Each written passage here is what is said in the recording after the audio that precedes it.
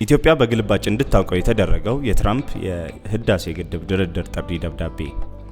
ፕሬዝዳንት ዶናልድ ትራምፕ በመጀመሪያ የስልጣን ዘመናቸው ከታላቁ ህዳሴ ግድብ ላይ በኢትዮጵያና በግብጽ መካከል ስምምነት እንዲደረስ መሞከራቸው ይታወሳል። ወደ ስልጣን ዳግም ከተመለሱ በኋላ ስለ ግድቡ ከኢትዮጵያ ፍላጎት ተቃራኒ የሆኑ የግብጽን የሚደግፉ ንግግሮችን ሲያደርጉ ተሰምተዋል። ባለፈው ሳምንት ማብቂያ ጥር 8 2018 ዓ.ም ደግሞ ፕሬዝዳንቱ በቀጥታ ለግብጽ ፕሬዝዳንት አብዱልፈታህ አልሲሲ በጻፉት ደብዳቤ ባለን የግል ወዳጅነት መንፈስና አሜሪካ ለግብጽ ህዝብ ሰላምና ደህንነት ባላት ቁርጠኝነት የኢትዮጵያ ህዳሴ ግድብን በተመለከተ ድርድር ለመጀመር እንደሚፈልጉ ገልጸዋል። ፕሬዝዳንት ዶናልድ ትራምፕ በግብጽና በኢትዮጵያ መካከል ያለውን የአባይ ውሃ መጋራት ጥያቄ ለአንዴና ለመጨረሻ ጊዜ በኃላፊነት መንፈስ ለመፍታት ዝግጁ ነኝ ሲሉ በገለጹበት ደብዳቤ ላይ ገለልተኝነትን ጨምሮ የተለያዩ ጥያቄዎች እየተነሱበት ይገኛሉ። ደብዳቤውን ተከትሎ የግብጽ ፕሬዝዳንትና በእርስ በርስ ጦርነት ውስጥ የሚገኙት የሱዳን ጦር ኃይሎች አዛዥ አብዱልፈታህ አልቡርሃን ፕሬዝዳንት ዶናልድ ትራምፕ ያቀረቡትን ጥያቄ እንደሚቀበሉት ወዲያው ምላሽ የሰጡ ሲሆን ኢትዮጵያ ግን እስካሁን በይፋ ያለችው ነገር የለም። በደብዳቤው ላይ በኢትዮጵያ ህዳሴ ግድብ ዙሪያ ለበርካታ ዓመታት ባለመግባባት ውስጥ የቆዩትን ሀገራት ጉዳይ ለመፍታት ፍላጎታቸውን በመግለጽ በቀጠናው የትኛውንም ሀገር የአባይን ውሃ በተናጠል መቆጣጠርና በሂደቱ ጎረቤቶችን መግዳት የለበትም ሲሉ አስፍረዋል። ፈቅ መሐመድ በአባይ ወንዝና በህዳሴ ግድብ ድርድር ውስጥ ተሳታፊ ነበሩ። በአሁኑ ወቅት በውሃ ሀብት ልማትና በድንበር ተሻጋሪ ወንዞችና በሃይድሮሊክ ዲፕሎማሲ አማካሪ ናቸው። ስለ ደብዳቤው በውስጡ ስለያዛቸው ጉዳዮች ከቢቢሲ ጋር ቆይታ አድርገዋል። ኢትዮጵያ ምን ማድረግ አለባት ብለው ለተጠየቁ ጥያቄ አቶ ፈቅ ሲመልሱ የማደራደር ሀሳባቸውን በደብዳቤ የገለጹት ትራምፕ የመረጧቸው ቃላትና አገላለጾች ከፍተኛ ጥንቃቄ ለግብጽ ያደሉ ናቸው በማለት የደብዳቤውንና የድርድሩ ማጠንጠኛ የግብጽ ፍላጎትን ለማሳካት የታለመ ይመስላል ብለዋል። ለዚህም ከዚህ ቀደም ብዙ ያከራከረውና ከስምምነት እንዳይደረስ ምክንያት የሆኑ ጉዳዮች አንዱ የሆነው ኢትዮጵያ ከግድቡ ኤሌክትሪክ የማመንጨት እንጂ በውሃ የመጠቀም መብቷን የማያውቅ ነው ያሉት አቶ ፈቅ ኢትዮጵያን ተጠቃሚነት የሚያመላክት እንዳልሆነ አመላክተዋል።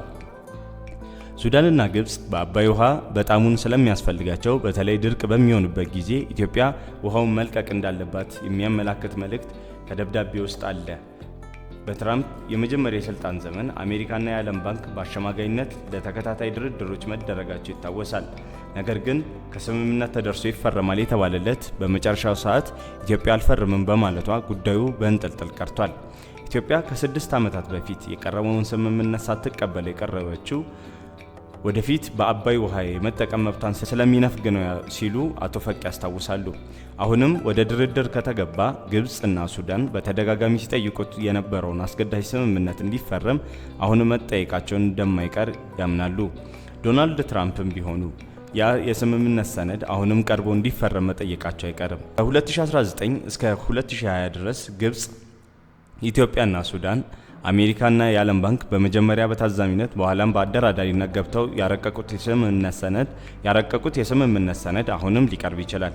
ነገር ግን በዚያ ሰነድ ውስጥ ኢትዮጵያ ውድቅ ያደረገችው ውሃ ሞላልና ዓመታዊ የውሃ አለቃቀቅን በተመለከተ ያለውን ክፍል ነው። በውስጡ በድብቅ የተሰገሰጉ ለግብጽና ለሱዳን የውሃ ድርሻን ኢትዮጵያ እውቅና እንድትሰጥ የሚያደርጉ ሀሳቦችን የያዘ መሆኑን አቶ ፈቅ ያስታውሳሉ።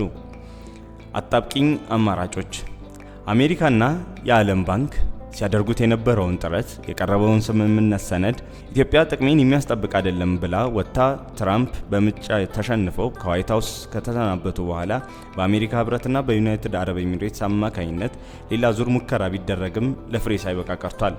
አሁን ደግሞ ከ4 ዓመታት በኋላ ትራምፕ ወደ ስልጣን ከተመለሱ በዓመታቸው ግብጽና ሱዳን ፍላጎታቸውን ለማሳካት ከዓመታት በፊት በእንጥልጥል የቀረውን ስምምነት በአሜሪካ በኩል እንዲፈረም ጥረት እያደረጉ ነው የሚል እምነት አቶ ፈቅ አላቸው። አሁን ግን ከትራምፕ በኩል የሚቀርበው አማራጭ ፈታኝ ሊሆን እንደሚችል ይጠቅሳሉ። ለዚህ ደግሞ ኢትዮጵያ ጥንቃቄ ማድረግ ያስፈልጋታል በማለት ያሳስባሉ። እንዲህ ያለውን ስምምነት መፈረም ብሔራዊ ጥቅምን የሚነካ ነው። አልደራደርም ማለት ደግሞ ከአሜሪካ በኩል ከፍተኛ ጫና ሊያስከትል ይችላል። ትራምፕ ቅድመ ሁኔታን አስቀምጠው ይህንን አድርጉ ወይም ይህንን ተቀበሉ በማለት ያ ካልሆነ ሌሎች እርምጃዎችና ጫናዎችን እንደሚወስዱ ሊገልጹ ይችላሉ። ይህ ደግሞ በኢትዮጵያ ላይ ችግር የሚፈጠር በመሆኑ አቶ ፈቅ የሚመክሩት ኢትዮጵያ ነገሮችን በጥንቃቄ በመያዝ በጥበብና ብልጠት በተሞላበት ሁኔታ ምላሽ መስጠት እንዳለባት ነው።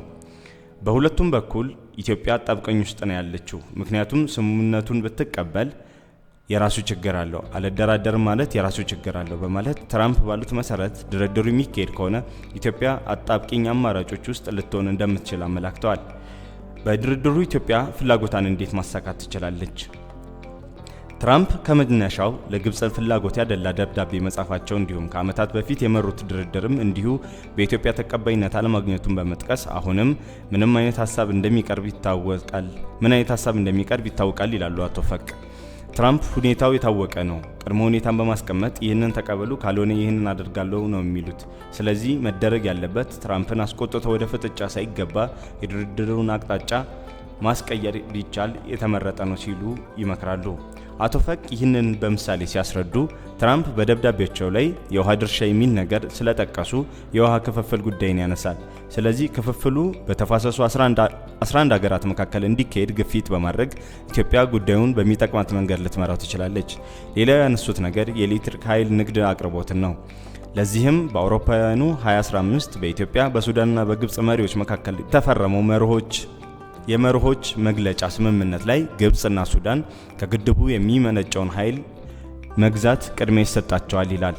ስለዚህ ኢትዮጵያ ይህንን መሰረት አድርጋ በኃይል ንግድ ላይ ከአገራቱ ጋር በመደራደር ከትራምፕ በኩል የመጣውን የድርድር ሀሳብ ኢትዮጵያን በሚጠቅም አቅጣጫ ለመምራት መሞከር አስፈላጊ መሆኑን ይመክራሉ። ትራምፕ ለምን የህዳሴ ግድብ ነገር አስጨነቃቸው? ትራምፕ ከግብጽ በተለይም ከፕሬዝዳንት አልሲሲ ጋር የጠበቀ ግንኙነት አላቸው የሚሉት አቶ ፈቅ በቅርቡ ሲሲ ወደ ዋሽንግተን አቅንተው እንደነበር ጠቅሰዋል። በአውሮፓውያኑ 2019 ትራምፕ ወደ ህዳሴው ግድብ ሽምግልና የገቡት በግብጽ ጥያቄ መሰረት ነው። አሁንም አልሲሲ ከጋዛው ጦርነት ማብቃት በኋላ ግፊት በማድረጋቸው ትራምፕ ጉዳዩን በድጋሚ አንስተው የአሸማጋይነት ሚናቸውን ለመያዝ ተነስተዋል። ምንም እንኳን በኢትዮጵያና በግብጽ መካከል የተካሄደም ሆነ ሲካሄድ የነበረ ጦርነት ባይኖርም ትራምፕ ደጋግመው በሀገራቱ መካከል ጦርነት ማስቀረታቸውን ሲናገሩ ተሰምተዋል። በዚህም የዘውትር ፍላጎታቸው የነበረው የኖቤል ሽልማት ለማግኘት ከሚጠቅሷቸው ስምምነቶች 8 ግጭቶች መካከል የሁለቱን ሀገራት ስም ሲጠቅሱ ተሰምተዋል። አቶ ፈቅ እንደሚሉትም የትራምፕ ደብዳቤ የህዳሴ ግድብ ዙሪያ ስምምነት ለማምጣት በድጋሚ ተነሳሽነቱን ማሳየታቸውን ለቀጣይ ኖቤል ሽልማት አሸናፊነት ህልማቸውን ማሳኪያ ይችላል ሲሉ ይጠቅሳሉ። ይህን ዝርዝር ዘገባ ያገኘ ነው ከቢቢሲ አማሪክ ነው።